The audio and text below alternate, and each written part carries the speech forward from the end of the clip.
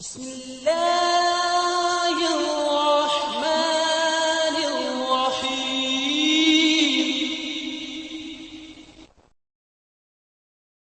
حي على الفلاح.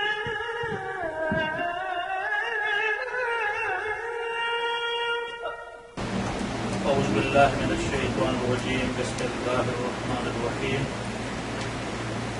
السلام علیکم ورحمۃ اللہ وبرکاتہ. نہایت ہی محترم معزز سامعین کرام، آپ کو آج کے اس دن کے حوالے سے پاکستان کا 68واں یوم آزادی مبارک ہو.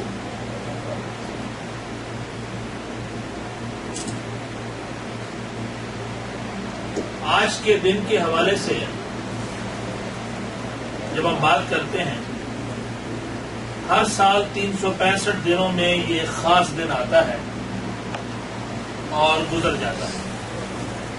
ہم مختلف تقریبات کا انعقاد کرتے ہیں، اپنے بزرگوں کی قربانیوں کی یاد تازہ کرتے ہیں، ایک دوسرے کو مبارکباد دیتے ہیں اور پھر یہ دن گزر جاتا ہے. اور پچھلے کچھ عرصے سے اب تو لوگوں نے یہ سوال اٹھانا شروع کر دیا ہے کہ کیا واقعی ہم نے آزادی حاصل بھی کی ہے کہ نہیں. اور کچھ لوگ تنزیہ یہ کہتے ہیں کہ کون سی آزادی منا رہے ہیں آپ، کیسی آزادی منا رہے ہیں آپ. اس سوال کا جواب بہت ضروری بھی ہے اور آسان بھی نہیں، لیکن سب سے پہلے اگر میں مختصراً اس بات کا جواب دینا چاہوں، کیونکہ آغاز میں ہی جب ہم جشن آزادی کی بات کرتے ہیں، ایک دوسرے کو مبارک دینے کی بات کرتے ہیں، تو میں جو بات آپ کی خدمت میں رکھنا چاہ رہا ہوں اس کی ترجمانی جدہ کے ایک شاعر نے بہت خوبصورت کی ہے اور بہت ہی مختصر کی ہے، اور آپ کی خدمت میں رکھتا ہوں. اس چھوٹے سے مصرے کو میری آج کی ساری گفتگو کا مرکز سمجھیے گا. کل رات ہی ایک بہت بڑا اجتماع ہوا جس میں پاکستان کی تمام کمیونٹیز کے لوگ شریک تھے. مجھے وہاں پر بھی گفتگو کرنے کا موقع ملا اور وہاں پر ضمر سیفی صاحب تشریف لائے تھے، جدہ کے مشہور شاعر ہیں. مجھے ان کا مصرع بڑا پسند آیا. جب لوگ کہتے ہیں کیسی آزادی، کون سی آزادی، اس کے جواب میں انہوں نے جو کہا، کہتے ہیں قیمت ہے کیا وطن کی، ہر بے وطن سے پوچھو. قیمت ہے کیا وطن کی، ہر بے وطن سے پوچھو. آج آپ کسی افغان سے، شام کے باشندے سے، یمن کے باشندے سے، عراق کے باشندے سے اگر پوچھیں تو وہ آپ کو مبارکباد ہی دے گا کہ واقعی تم آزاد ہو، اور یہ وہ آزادی ہے جو ہمارے آباء و اجداد نے حاصل کی. بہت زیادہ قربانیاں دے کر، انتہائی گراں قدر قربانیاں دے کر.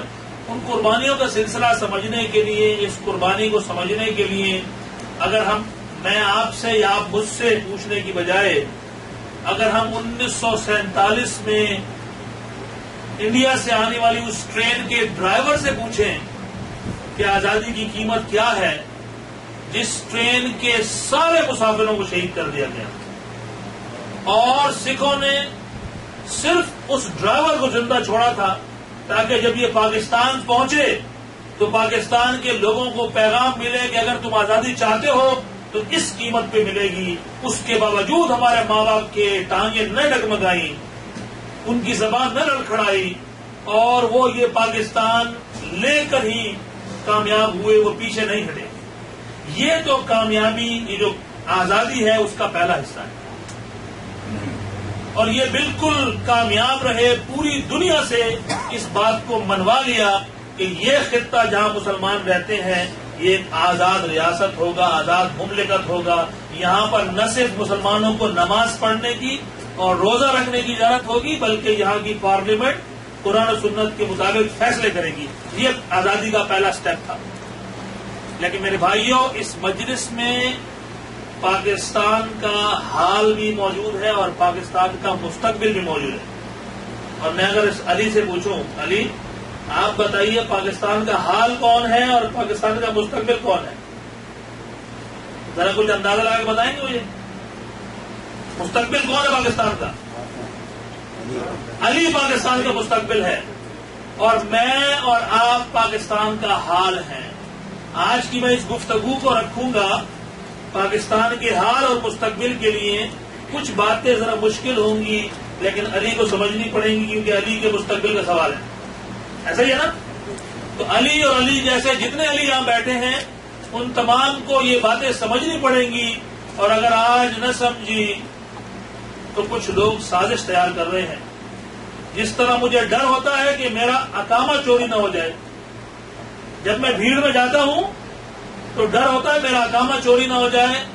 یہاں تو لوگ میرا پاسپورٹ چوری کرنے کے ڈر ہیں، میری پوری دھرتی کو چوری کرنے پر لگے ہوئے ہیں. لہذا علی کو اور مجھے اور آپ کو جاگتے رہنا ہے. ہمارے پورے وطن کو چوری کرنے کی سازش ہو رہی ہے.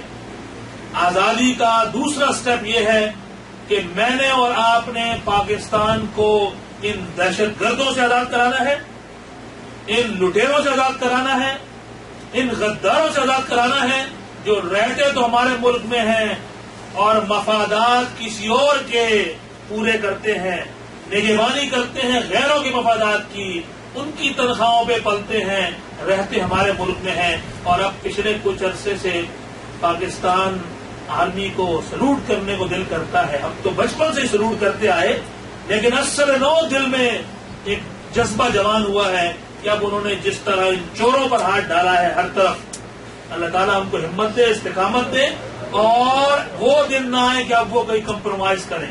وہ ان تمام غداروں کو کیفر کردار تک پہنچائیں. پوری قوم ان کے ساتھ کھڑی ہے انشاءاللہ.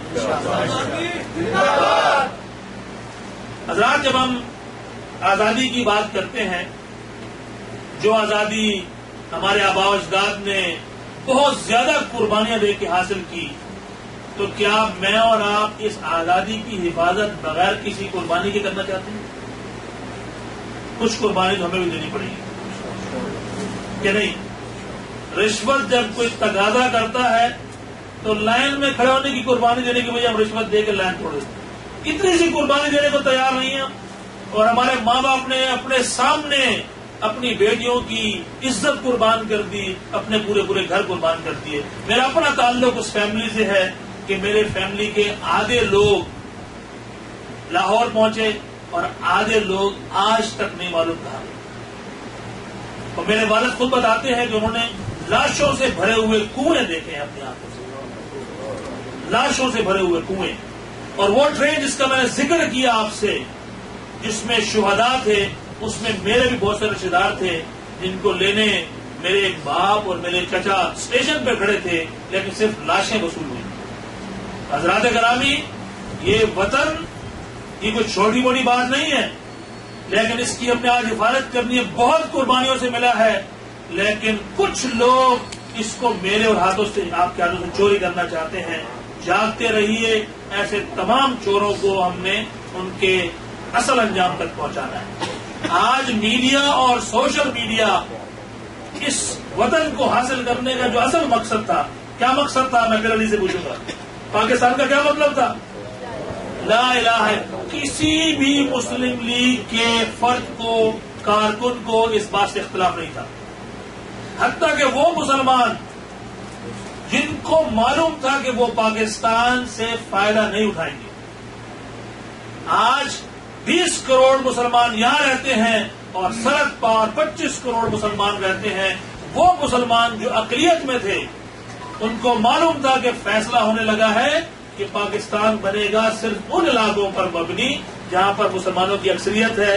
لیکن انہوں نے بھی کہا کہ ٹھیک ہے، ہم اقلیت میں یہاں گزارا کر لیں گے، تم پاکستان بناؤ اور دنیا کو دکھاؤ کہ اسلامی ریاست کیا ہوتی ہے. انہوں نے قربانی دی اس خاطر. اور اگر ہم نے پاکستان کو ایک نمونہ نہیں بنایا، ہم نے ان کی قربانیوں کو ضائع کیا. آج وہ ان ہندوؤں اور سکھوں کے محلے پر رہنے پر مجبور ہیں. کیونکہ انہوں نے اس وقت اختلاف نہ کیا. اگر وہ لوگ اس وقت اختلاف کرتے تو ہم پاکستان نہ بنا سکتے. وہ بھی اس مہم میں شامل تھے.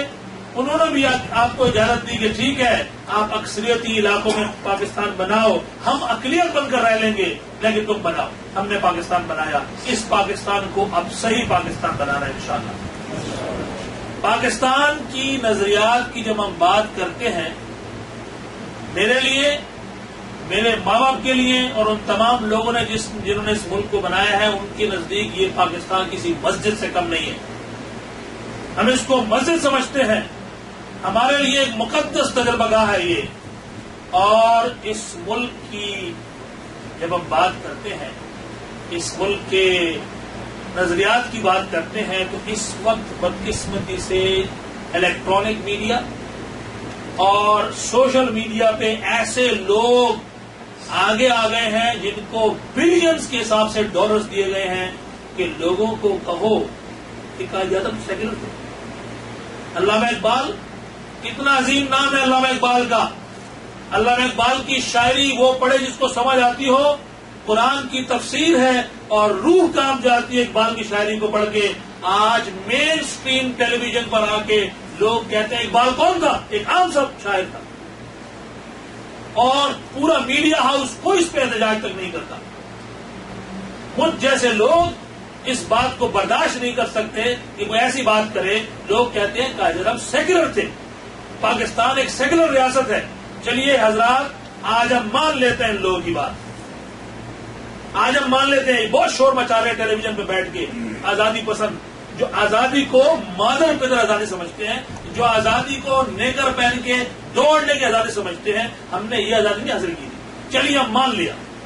اور ایک لمحے کے لیے میری گزارش پر آپ بھی مان لیجیے, ہم نے مان لیا کہ پاکستان ایک سیکولر ریاست ہے. قائد اعظم سیکولر تھے اور سیکولر ریاست ہے. اس کا ذرا مطلب سمجھیے اور پھر مجھے بتائیے کہ آپ پاکستان کو ایک لبرل اور ایک سیکولر اور ایک آزاد ریاست کہتے ہیں ان معنوں میں جس معنوں میں یہ لوگ کہہ رہے ہیں.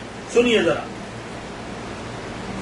جس معنوں میں یہ پاکستان کو ایک سیکولر ریاست کہتے ہیں, سیکولر کے 3 مطلب ہیں. وہ 3 چیزیں جب جمع ہوں گی تو کوئی ریاست سیکولر ریاست بنتی ہے. اب سنیے, پہلی چیز اس میں یہ ہے وطن پرستی. اور وطن پرستی وہ نہیں جو میں اور آپ کھڑے ہو کر ترانہ سن رہے ہیں اور وطن دل پاکستان کہہ رہے ہیں. یہ وطن پرستی نہیں, اسے وطن پرستی نہیں کہتے. یہ تو وطن کی محبت ہے. یہ محبت تو ہمارے نبی مہربان صلی اللہ علیہ وسلم کے دل میں بھی مکہ کے لیے تھی. آپ کیسے تڑپتے تھے کسی طرح واپس مکہ پہنچ جاؤں, اور جب فتح مکہ ہوا تو کتنی خوشی سے سرچار تھے. ایسا ہے کہ نہیں؟ وطن کی محبت تو عبادت ہے, لیکن وطن پرستی وہ چیز ہے جو ہٹلر نے سکھائی دنیا کو کہ زندہ رہنے کا حق صرف تمہیں ہے, باقی سب کو مار دو یا کم از کم مغلوب کر دو, باقی سب تو دنیا کی میل ہے, زندہ رہنے کا حق تو تمہیں ہے. یہ وطن پرستی ہے جو کہیں پر گوری چمڑی کے نام پر ہے, کہیں پر کسی غالب زبان کے نام پر ہے, کہیں پر مال و دولت کے نام پر ہے. میں اور آپ اس وطن پرستی کو نہیں مانتے. ہم اس لیے نہیں ہم پاکستان سے محبت کرتے کہ ہمارے پڑوس میں کوئی غریب ملک ہو اور اس کے پاس خزانہ نکل آئے تو ہم کہیں خزانہ حاصل کرنے کے لیے ان سب کو کاٹ ڈالو. ایسا نہیں کر سکتے, نہیں کر سکتے ایسا. حتیٰ کہ ہم اپنے پڑوسی ملک کے دشمن نہیں ہیں, ہم ان کی ماؤں بیٹیوں کی عزت کی عبادت کرنے والے ہیں. اگر وہ ہماری طرف میل یہاں اٹھا کے نہ دیکھیں تو ہم سے ان کو کوئی خطرہ نہیں. ایسا ہے کہ نہیں؟ لہذا ہم وطن پرست لوگ نہیں ہیں, ہم محب وطن لوگ ہیں. ہم اپنے وطن سے محبت کرتے ہیں اور دوسروں کی عزت کی قدر کرتے ہیں. پوری دنیا میں کوئی مسلمان ہو یا غیر مسلم, اس کا مال, اس کی جان, اس کی عزت کی ہم ضمانت دینے والے لوگ ہیں, اس کو لوٹنے والے لوگ نہیں ہیں. ایسا ہی ہے نا؟ یہ پہلا نقطہ ہے سیکولرزم کا. تو ہم کیا اس کی روح سے قائد اعظم سیکولر ہوئے یا آپ اور میں سیکولر ہوئے؟ دوسرا نقطہ ہے سرمایہ دارانہ نظام, کیپٹلزم, سود خوری, زیادہ سے زیادہ مال کماؤ. کوئی مسلمان اگر اپنے آپ کو سیکولر کہتا ہے تو شاید وہ قرآن کی وہ آیت بھول جاتا ہے کہ سود خور اللہ سے جنگ کا اعلان کرتا ہے. پاکستان قوم میں کون یہ جرت رکھتا ہے کہ اللہ سے جنگ کی اعلان کرے؟ اور یہاں میں محترم محمد نواز شریف صاحب وزیر اعظم پاکستان سے درخواست کروں گا کہ سپریم کورٹ نے سود کو چیلنج کیا تھا اور محترم نواز شریف صاحب نے اسٹے لیا تھا، آج بھی وقت ہے کہ وہ اس پر قانون سازی کریں اور اس قوم کو اور اپنے آپ کو اللہ کے ساتھ جو اعلان جنگ ہے اس سے بچا لیں۔ اور مسجد نبوی میں بیٹھ کے اعتکاف کے دوران محترم سراج الحق نے جب محترم نواز شریف صاحب سے ملاقات کی، ان سے 3 درخواستیں کی، اس میں سے پہلی درخواست یہی کی کہ محترم نواز شریف صاحب، ہم آپ کی قانونی حکومت کو مانتے ہیں، ہم آپ کو سپورٹ کرتے ہیں، لیکن اللہ نے آپ کو جب یہ موقع دیا ہے تو اس سود سے اس قوم کی جان چھڑا دیجیے، کیونکہ یہ اللہ کے ساتھ اعلان جنگ ہے اور کوئی مسلمان قوم خیروں کی بات نہیں کرتے۔ کلمہ گو اگر اللہ سے جنگ کا اعلان کرے گا تو پھر اللہ سے خیر کی امید نہ رکھے، پھر اللہ سے رضا کی امید نہ رکھے، پھر اللہ تعالیٰ کی طرف سے آزمائشیں آئیں گی اور آزمائشیں دائیں بائیں اوپر نیچے سے آ رہی ہیں کہ نہیں آ رہی ہے؟ لہذا اگر ہم سیکولر ہیں، اگر پاکستان سیکولر ہے تو کیا اللہ کے خلاف اعلان جنگ کے لیے تیار ہیں؟ کیا آپ میں سے مجھ میں سے کسی میں ہمت ہے؟ میں تو اس ملک کے خلاف اعلان جنگ نہیں کر سکتا، میں تو اپنے کفیل سے اعلان جنگ نہیں کر سکتا، میری کیا مجال کہ میں اللہ کے خلاف اعلان جنگ کا سوچوں بھی۔ لہذا میں سیکولر نہیں ہوں، میرے میں جرت نہیں ہے کہ میں سرمایہ دارانہ نظام کی خاطر سود کو پروٹیکٹ کروں، اس کی حفاظت کروں اور اللہ کی ناراضگی کو مول لوں۔ اور تیسری بات اس سیکولر نظام کی جو پاکستان کو سیکولر بنانے کی کوشش کی جا رہی ہے وہ ہے مادر پدر جمہوریت، مادر پدر آزاد، بالکل آزاد جمہوریت، ایسی جمہوریت کہ جب لوگ بیٹھ کر جو چاہے فیصلہ کر لیں۔ ماضی میں مغرب میں امریکہ نے کبھی شراب کو حلال قرار دیا، کبھی حرام، کبھی حلال کبھی حرام۔ ابھی ماضی قریب میں مرد سے مرد کی شادی کو جائز قرار دے دی۔ ایسی جمہوریت پاکستان میں پنپنے پائے گی نہیں۔ ہم جمہوریت کو پسند کرتے ہیں لیکن ہماری جمہوریت قرآن کے تابع ہے، رسول صلی اللہ علیہ وسلم کے احکامات کے تابع ہے۔ جس بات میں اللہ اور اللہ کے رسول نے منع کر دیا وہاں پر سارا پاکستان 20 کروڑ عوام مل کر بھی اتفاق رائے سے قانون بنانا چاہے نہیں بنا سکتے۔ بنا سکتے ہیں؟ حضرات گرامی، وہ تمام لوگ جو وطن عزیز کو سیکولر ملک کہتے ہیں وہ جان لے کے وہ میں دھوکہ نہیں دے سکتے۔ اس ملک کو میرے ماں باپ نے کلمہ طیبہ کی نام پر لیا تھا، یہ کلمہ طیبہ کے نام پر ہی چلے گا، کسی سیکولرزم کے نام پر، کسی ننگ کے نام پر نہیں چلے گا۔ ایسی آزادی نہیں چاہیے ہمیں کہ سود حلال ہو اور مرد سے مرد کی شادی حلال ہو۔ کیا کیا لغو باتیں ہیں جو دنیا میں ہو رہی ہیں، ہمارے ملک میں اس کے لیے کوئی جگہ نہیں۔ اب سنیے، لوگ کہتے ہیں قائد اعظم رحمت اللہ علیہ سیکولر تھے۔ اب لوگ تو مختلف تقاریر اٹھا کر ان کو مختلف انداز سے جامہ پہنا کر اس کی ترجمانی کرنے کی کوشش کرتے ہیں۔ اور علی جس نے قائد اعظم کو نہیں دیکھا تو میں نے بھی نہیں، لیکن کم از کم میں نے ان لوگوں کو ضرور دیکھا جنہوں نے قائد اعظم سے خود تقریریں سنی۔ علی نے تو اس کو بھی نہیں دیکھا۔ علی کو گمراہ کرنے کی جو کوشش کی جا رہی ہے وہ آپ نہیں ہونے دیں گے، ہونے دیں گے؟ نہیں ہونے دیں گے۔ جتنے لوگ یہاں بیٹھے ہیں سن لیں، جو لوگ قائد اعظم کو سیکولر کہتے ہیں، میں آج آپ کی قائد اعظم سے خود ملاقات کراتا ہوں، آپ قائد اعظم سے خود سنیے وہ کیا کہتے ہیں اور پھر آپ خود ترجمہ اس کی تشریح خود کیجئے، کسی کو اجازت مت دیجیے وہ قائد اعظم کی تشریح کرے۔ قائد اعظم نے 1939 میں علامہ اقبال کی درخواست پہ جب آل انڈیا مسلم لیگ کی قیادت سنبھالی 1939 میں، 1939 سے لے کر 1948 تک کتنے سال بنتے ہیں؟ علی کتنے سال بنتے ہیں؟ 9 سال بنتے ہیں۔ 9 سال قائد اعظم نے قیادت کی۔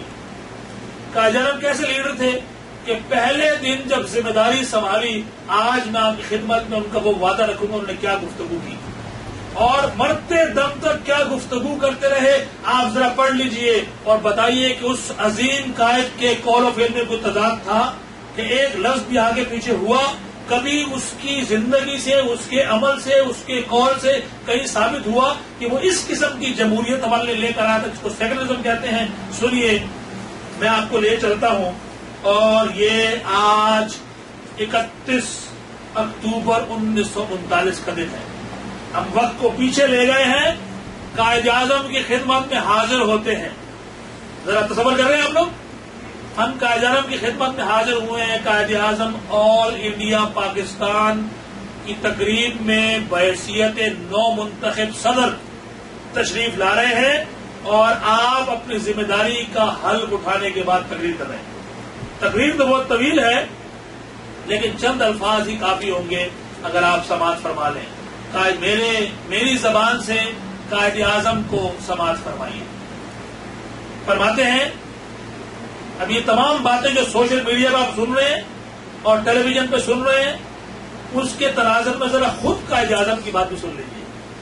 فرماتے ہیں، میری زندگی کی واحد تمنا یہی ہے کہ میں مسلمانوں کو آزاد اور سربلند دیکھوں۔ قائد اعظم مجھے اور آپ کو اس ذلت نہیں دیکھنا چاہتے۔ پہلی بات ابھی سن لیں، قائد اعظم آپ کو اور مجھے دیکھنا چاہتے تھے کہ آپ پاکستان کا پاسپورٹ نکالتے تو جتنی آج انگلینڈ اور امریکہ کے پاسپورٹ کی قدر ہے اتنی آپ کی ہوتی، اس سے زیادہ ہوتی، کیونکہ آپ نے یہ ملک پوری دنیا سے حاصل کیا ہے، آپ کو خیرات کا نہیں ملا ہے۔ لیکن قائد نے کیا خواب دیکھا تھا، اس میں کوتاہی کس کی ہوئی ہے؟ میری اور آپ کی کوتاہی ہے۔ تو فرماتے ہیں، میری زندگی کی واحد تمنا یہی ہے کہ میں مسلمانوں کو آزاد اور سربلند دیکھوں۔ میں چاہتا ہوں، سنیے کیا فرما رہے ہیں، میں چاہتا ہوں کہ جب مروں تو یہ یقین اور اطمینان لے کر مروں کہ میرا ضمیر اور میرا خدا گواہی دے رہا ہو کہ جناح نے اسلام سے خیانت اور غداری نہیں کی۔ حلف اٹھاتے وقت ان کو اس بات کا احساس تھا کہ میں خیانت نہ کروں، میں غداری نہ کروں، اور اس کے بعد ہمارے لیڈروں نے یہی کام کیا، یہی خیانت کی، یہی غداری کی، اور میں نے اور آپ نے ان کا ہاتھ نہیں روکا۔ 20 کروڑ عوام کو 200 خاندان 50 سال سے دھوکہ دے رہے ہیں، اور میں اور آپ ان کا ہاتھ نہیں روک سکے۔ ہم گناہگار ہیں، اور ہمیں اس کا جواب دینا ہوگا، اور ہمیں آگے بڑھ کے ان لوگوں کے ہاتھ روکنے ہوں گے۔ ہمارے باپ دادا کو خیرات میں پاکستان نہیں ملا تھا، اور نہ ہی ہمیں آزاد پاکستان خیرات میں ملے گا۔ تھوڑا اٹھنا پڑے گا، اگر کہیں لائن لگی ہے تو لائن میں لگنا پڑے گا، رشوت دے کے فائلوں کو پہیے لگا کے پھر نیا پاکستان نہیں بنے گا۔ سنیے آگے فرماتے ہیں کہ جناح نے اسلام سے خیانت اور غداری نہیں کی، اور مسلمانوں کی آزادی، تنظیم اور مدافعت میں اپنا فرض ادا کیا۔ میں آپ سے آپ کی داد اور شہادت کا طلبگار نہیں ہوں۔ اللہ، جو بندہ اللہ کے لیے کام کرتا ہے اور جو شخص اللہ کو گواہ کرتا ہے وہ دنیا کی پرواہ نہیں کرتا۔ اور یہی بات سارے پیغمبروں نے کہی، قرآن اٹھا کے دیکھ لیجئے، ہر پیغمبر نے کہا میں آپ سے کوئی اجر نہیں مانگتا، میرا اجر اللہ کے پاس ہے۔ قائد اعظم کچھ کی چیز کے طالب نہیں تھے، وہ خود کہہ رہے ہیں میں آپ سے کوئی داد نہیں مانگتا، آپ سے کوئی شہادت، کوئی سرٹیفکیٹ نہیں مانگتا۔ تو پھر آگے کہتے ہیں، میں یہ چاہتا ہوں کہ میرے مرتے دم تک میرا دل، میرا ایمان اور میرا ضمیر گواہی دے کہ جناب تم نے واقعی مدافعت اسلام کا حق ادا کر دیا۔ وہ اسلام کی بات کر رہے ہیں، لوگ ان کو سیکولر بنا رہے ہیں۔ سیکولرزم اور اسلام بالکل مخالف چیزیں ہیں۔ جناب تم نے مسلمانوں کی تنظیم، اتحاد اور حمایت کا فرض بجا لایا۔ میرا خدا یہ کہے کہ بے شک تم مسلمان پیدا ہوئے اور کفر کی طاقتوں کے غلبے میں علم اسلام کو بلند کرتے ہوئے مسلمان بنے۔ کفر کی طاقتوں کے غلبے میں میرے قائد نے تن تنہا اسلام کا پرچم لہرایا۔ آج ہم تو قوم بن چکے ہیں، اس وقت ہمیں قوم بھی نہیں تھے۔ 20 کروڑ کی طاقت اس وقت نہیں تھی، لیکن میرے قائد نے کمزور بدن کو دیکھیے، اس کے باوجود وہ علم لہرایا، اور ان کو خدا کے سامنے جواب دہی کا احساس تھا، اس نے اللہ تعالیٰ کو کامیاب کیا۔ آپ اور میں بھی آج صرف اور صرف خدا کے سامنے جواب دہی کا احساس لے کہ میں اللہ کو کیا منہ دکھاؤں گا۔ میرے باپ نے پورا خاندان قربان کر کے جو ملک حاصل کیا، میں نے اپنے ہاتھ سے ڈبو دیا، کیا میں اور آپ اس کو ڈبو دیں گے؟ ابھی وقت گزر تو نہیں گیا، سازشیں بہت تیار ہو رہی ہیں، بہت لوگوں کو کھٹک رہا ہے یہ ملک، لیکن ابھی آپ اور میں زندہ ہیں۔ ہمارے منہ سے کوئی چھین لے گا ملک؟ یہ چھیننے دیں گے آپ لوگ؟ اپنے نسلیں تیار کریں گے ہم اپنی نسلیں تیار کریں گے اور اپنی نسلوں کو سکھائیں گے کہ کس طرح ہم نے غلطی کی، تم یہ غلطی نہ کرنا، اس ملک کو ان غداروں سے، ان خائنوں سے، ان چوروں سے بچا کر رکھنا۔ پاکستان زندہ باد۔ پاکستان زندہ باد۔ یہ پاکستان کی قیادت، آل انڈیا مسلم لیگ کی قیادت سنبھالنے کے بعد اب قائد اعظم پورے برٹش انڈیا کے دورے کر رہے ہیں، دن رات دورے کر رہے ہیں، اور اب جاتے ہم پہنچتے ہیں 1939 سے 1944 میں 5 سال گزر گئے ہیں۔ 5 سال گزر گئے ہیں۔ 5 سال کے بعد آپ علی گڑھ مسلم یونیورسٹی میں خطاب کر رہے ہیں۔ اب خطاب دیکھیے کہ 5 سال گزرنے کے بعد اب آپ مقبول ترین لیڈر بن چکے ہیں۔ اب کہیں آپ کے دماغ میں خط تو نہیں سوار ہو گیا، یا کہیں آپ کی نیت تو نہیں بدل گئی، کہیں اب آپ سیکولر تو نہیں ہو گئے، کہیں کسی سے کوئی انڈیا برٹش گورنمنٹ سے یا امریکہ سے کوئی بھاؤ تو نہیں کر لیا۔ سنیں کیا فرما رہے ہیں، کہتے ہیں مسلمانوں کی قومیت کی بنیاد صرف کلمہ توحید ہے، اور آپ اگر بھائی بھائی ہیں تو کس وجہ سے بھائی بھائی ہیں؟ انما المؤمنون اخوہ، مجھے اور آپ کو بھائی بھائی تو اللہ نے بنایا جی۔ تو مسلمانوں کی قومیت کی بنیاد صرف کلمہ توحید ہے، نہ وطن نہ نسل۔ جب ہندوستان کا پہلا مرد مسلمان ہوا تو وہ پہلی قوم کا فرد نہ رہا۔ پہلی قوم سے کیا مراد؟ ہندوستانی قوم کا فرد نہ رہا۔ وہ بھول جائے کہ اب وہ اس قوم کا فرد ہے، قائدہ فرما رہے ہیں، کہتے ہیں وہ ایک الگ قوم کا فرد ہے۔ یہ الگ قوم کون سی تھی؟ علی سے پوچھو گے۔ مسلمان قوم جس میں عرب بھی ہے، جس میں عجم بھی ہے، جس میں فارس بھی ہے، جس میں ہر ترک بھی ہے، سب کے سامنے ایک الگ قوم ہے، وہ اس کا فرد بن گیا۔ اب وہ اپنے آپ کو مسلمان کہنے میں فخر محسوس کرتا ہے، وہ اپنے آپ کو محض ہندوستانی کہنے میں فخر محسوس نہیں کرتا۔ اب پھر مزید 4 سال گزرتے ہیں، اور 4 سال گزرنے کے بعد میرے قائد ایک اور خطاب کرتے ہیں۔ دیکھیے کہیں کوئی نظریات بدل تو نہیں ہے، کہیں کوئی کمپرومائز تو نہیں ہو گیا، پاکستان بننے سے پہلے کوئی نیا نظریہ تو نہیں آ گیا، آغاز تو کسی اور بات پہ ہوا تھا، انجام کسی اور بات پہ تو نہیں ہو رہا۔ فرماتے ہیں اسلامیہ کالج پشاور میں، میرے دل میں بیٹھ کے، میرا تعلق بھی پشاور سے ہے، فرماتے ہیں خطاب کرتے ہیں 13 جنوری 1948 کو، اور خطاب میں فرماتے ہیں، اب سنیے چند لائنیں ہیں، فرماتے ہیں اسلام ہماری زندگی اور ہمارے وجود کا بنیادی سرچشمہ ہے۔ ہم نے پاکستان کا مطالبہ ایک ٹکڑا حاصل کرنے کے لیے نہیں کیا تھا، ہم نے اس لیے پاکستان نہیں بنایا تھا کہ کچھ خاندان یہاں پر آ کے سب کو غلام بنا لیں، اسی غلامی سے تو ہم نکلنا چاہتے تھے۔ ہم نے پاکستان اس لیے نہیں بنایا تھا کہ ہم انگریزوں کی بجائے مسلمانوں کی غلامی کر لیں۔ مسلمان تو غلامی کر ہی نہیں سکتا، کس کا غلام مسلمان؟ یہ بات سن لیں سب کے سب، مسلمان پیدا ہوا ہے صرف ایک غلامی کے لیے، کون سی غلامی؟ اللہ کی غلامی۔ اس کے علاوہ غلامی نہ وہ اپنے باپ کی کرتا ہے، نہ وہ اپنی ماں کی غلامی کرتا ہے، نہ بادشاہ کی غلامی کرتا ہے۔ ہاں اللہ کے حکم کے تابع وہ اپنے باپ کی غلامی کرتا ہے، وہ اپنی ماں کے پیروں تلے جنت تلاش کرتا ہے۔ وہ اگر بیوی ہے تو اپنے شوہر کے حکم کو، اس کی خلاف ورزی کو معصیت سمجھتی ہے، لیکن غلامی اصل میں ساری اللہ کی غلامی ہے، جو اللہ تعالیٰ نے احکامات دیے ہیں۔ تو کیا فرما رہے ہیں کہ ایک محض ٹکڑا حاصل اس لیے نہیں کیا تھا، آگے فرماتے ہیں بلکہ ہم ایک ایسی تجربہ گاہ حاصل کرنا چاہتے تھے جہاں اسلام کے اصولوں کو آزمایا جا سکے، اور اس آزمایا جانے کا مطلب یہ تھا کہ ہم اس سود سے جان چھڑا کر لوگوں کو صحیح معنوں میں آزاد معیشت دیں، جس میں جو محنت کرے اپنی قسمت آزمائے۔ آج کیا ایسا ہو رہا ہے؟ ایسا ہو رہا ہے؟ یہ اسلام اس کی ضمانت دے سکتا ہے۔ یہ سودی نظام تو امیر کو امیر تر بنائے گا، جس کے $1 بلین بینک میں پڑے ہیں وہ تو ہر روز امیر ہوگا، اور جو اس سے قرضہ لے گا وہ ہر روز غریب ہوگا، یہ طے ہے۔ اور آج دنیا کی 99% آبادی ان لوگوں کے غلام بن چکی ہے، 1% لوگ۔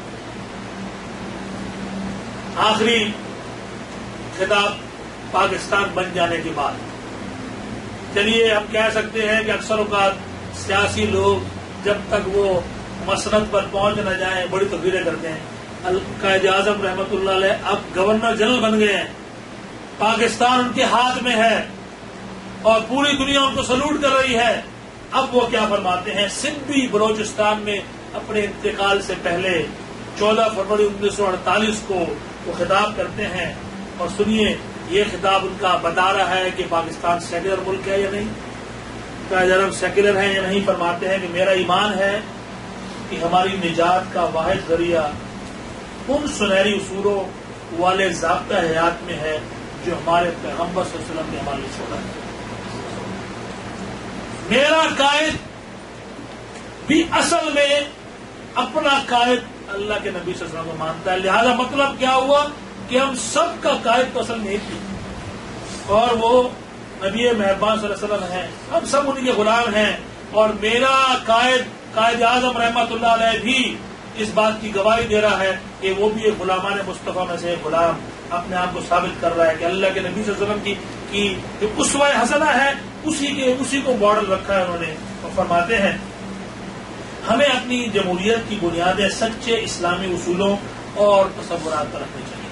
ہم بھی جمہوریت پسند ہیں. ہم جمہوریت کو کفر نہیں کہتے، ڈنڈا اٹھا کے جمہوریت کو لپیٹ دینے کی بات نہیں کرتے. قانون کے دائرے میں رہتے ہوئے اصلاحات کرنا چاہتے ہیں. یہی بات انہوں نے کہی کہ اسلامی تصور کے ساتھ فرمایا اسلام کا سبق یہ ہے کہ مملکت کے اصول و مسائل باہم مشوروں سے طے کیا. دیکھیے قائد اعظم اپنے آخری خطاب میں بھی اس قرآن کے حکم کی بات کر رہے ہیں. قرآن نے مسلمانوں کو کیا بتایا؟ وَأَمْرُهُمْ شُورَىٰ بَيْنَهُمْ کہ ان مسلمانوں کی نشانی یہ ہے کہ ان کے معاملات آپس میں مشورے سے طے کرتے ہیں. تمام کی تمام ڈکٹیٹرشپ کو گول کر دیا. کسی ڈکٹیٹر کی جگہ نہیں ہے، نہ وہ ہٹلر ہو یا کوئی فوجی ڈکٹیٹر ہو، کوئی جگہ نہیں ہے کیونکہ معاملات مشورے سے طے ہوں گے. اور مشورے کا مقام شورا بھی ہے، پارلیمنٹ بھی ہے. اور پارلیمنٹ اگر صحیح معنوں میں قرآن و سنت کی روشنی میں فیصلے کرے تو ہمیں بالکل وہ فیصلے قبول ہیں. ایسا کوئی فیصلہ جو قرآن و سنت سے ٹکراتا ہو ہم سے اس پر احتجاج کرتے ہیں. باقی مسلمانوں کے معاملات مشورے سے ہی طے ہوا کرتے ہیں. حضرات یہ پاکستان الحمدللہ انگریزوں سے، سکھوں سے، ہندوؤں سے میرے ماں باپ نے آزاد کرایا اور ہم نے آزادی حاصل کی الحمدللہ. ہم اس آزادی پر اللہ کا شکر بجا لاتے ہیں. لیکن یہ آزادی کا دن جب اب 365 دنوں میں یہ ایک دن مناتے ہیں تو یہ یاد رکھیے یہ تجدید عہد کا دن نہیں ہے، یہ تکمیل عہد کا دن ہے. تکمیل کرنی ہے، یہ عہد ابھی کمپلیٹ نہیں ہوا. اس کو صحیح معنوں میں رنگ بھرنا بھی باقی ہے. اور ایک نسل نے اس ملک کو بنا دیا، ایک نسل اس ملک کو سنوارے گی انشاءاللہ.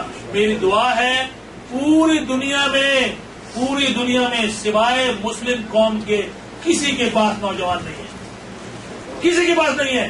آج مغرب کو موت آ گئی ہے.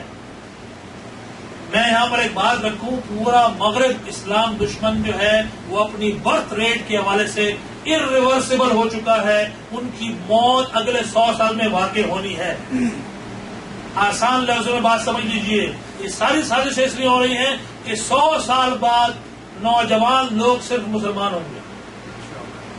مغرب کی عورت نے بچے جننے چھوڑ دیے. مغرب کی عورت کے پاس وقت نہیں ہے کہ بچوں کی پرورش کرے.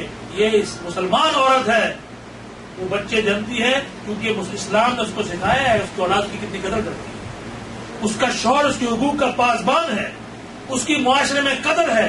مغرب میں عورت اس لیے بچے نہیں جنتی کہ اس کا حسن خراب ہوتا ہے اور اس کا انجام انتہائی عبرتناک ہوتا ہے. جب وہ حسن کھو دیتی ہے تو وہ تعفن زدہ خانوں میں پڑی رہتی ہے.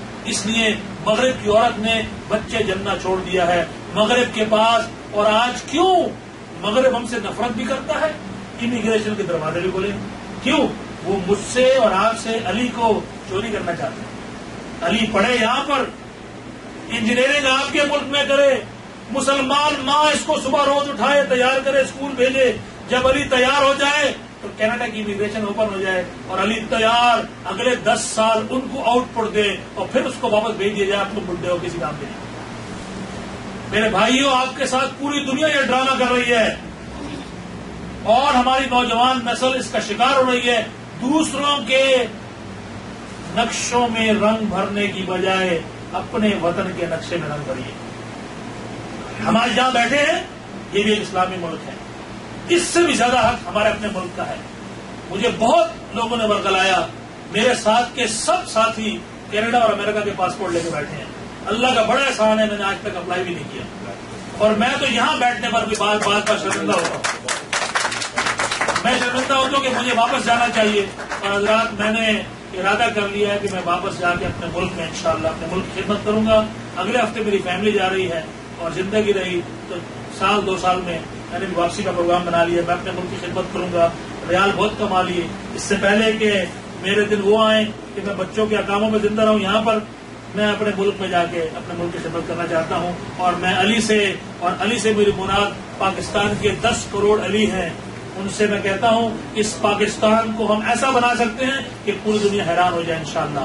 یہ وہ واحد ملک ہے جہاں پر بڑوں کی قدر کی جاتی ہے, ماؤں کی قدر کی جاتی ہے. مغرب میں جا کے دیکھیے, وہ جو ہمیں سبق سکھاتے ہیں وہاں کیا ظلم ہو رہا ہے بزرگوں کے ساتھ. ایک واقعہ سناؤں میں آپ کو بڑی حیرت ہوگی. بس یہ 1 منٹ میں بات کو ختم کرتا ہوں. فرانس میں ایک جوڑا وزٹ کرنے کے نکلا آل ورلڈ ٹور پہ, اور ان کے ماں باپ 80 سالہ ماں باپ کو گھر پہ چھوڑ گیا. 2 مہینے کے بعد جب وہ آئے تو ان کے ماں باپ کا انتقال ہوئے, بہت عرصہ ہو چکا تھا. اور مرنے کے بعد جب آس پاس کے لوگوں نے دیکھا کوئی حرکت نہیں ہے تو ان کی ڈیڈ باڈیز بھی سڑ چکی تھی. تو دروازے توڑ کے نکالا گیا, پھر ان کی تدفین کی گئی. جب 2 مہینے کے بعد جب واپس آئے تو ان کو پتا چلا کہ ماں باپ مر بھی چکے اور تدفین بھی ہو چکی.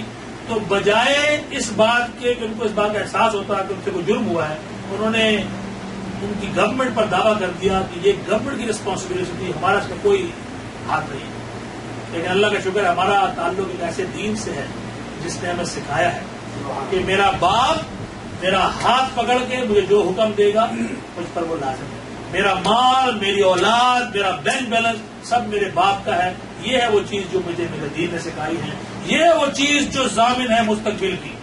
انشاءاللہ پاکستان کا مستقبل بہت تابناک ہے کیونکہ ہمارے ساتھ 10 کروڑ علی موجود ہیں. انشاءاللہ اللہ تعالیٰ ان تمام نوجوانوں کو استقامت دے کہ یہ وطن عزیز کو اسی طرح بنائے جس طرح ہمارے باپ دادا نے انگریزوں نے چھین کے بنایا تھا. آخر دعوانا الحمدللہ رب العالمین.